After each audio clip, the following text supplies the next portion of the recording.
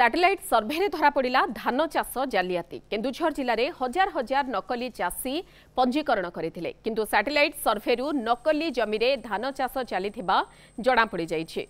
धानर सहायक मूल्य वृद्धि फायदा नेबाकू नकली चाषी माने एभली योजना करते सर्भेरू 65,000 अधिक नकली चाष जमी चिन्हट होइछे। केन्दुझरे धान बिक्री पई चलित वर्ष 79,108 जन चाषी पंजीकरण करते किंतु प्रशासनर संदेह हेबारु जांच पई सैटेलाइट सर्भे आरंभ करिछि समवाय विभाग। वर्तमान सुधा 53,000 ऊर्ध्व प्लॉट सर्भे सरीथिबा बेले एथिरु 48,000 अधिक प्लॉट नकली बोली जଣା पड़िछि। एते संख्यक नकली प्लॉट देखि प्रशासन ताज्जुब होइछि। चाषी टंका हड़प करने एपरी करा जाइथिबा संदेह करा जाउछे। श्मशान पोखरी रास्ता घर रेल विभाग जमी पंजीकरण करा जिबा मध्य समस्तंकु आश्चर्य करिछे।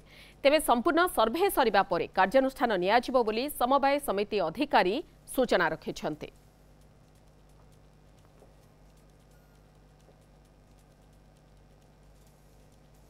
आमर तो एपर्यंत टुकुन आसी नहीं टुकुन आसे माने विलम्ब होची आउ सरकार एपर्यंत सारी टुकुन आम पाखु पहुँचाई ना आउ से टुकुन माध्यम जो माने टोटाली चाष करूना से माने सरकार ठाणु टुकुन पाउछन्ति आउ 60 क्विंटाल आउ 50 क्विंटाल से माने धान दौरान सरकार को यही मानकर ना गुड़ा सब बाद करा जो कुत चाषीटा रहू आउ जो माने मिछ चाष करिछु बोली दौरान सरकार को तांकर नाटा टोटाली यही टुकुन बाद करा जाऊ।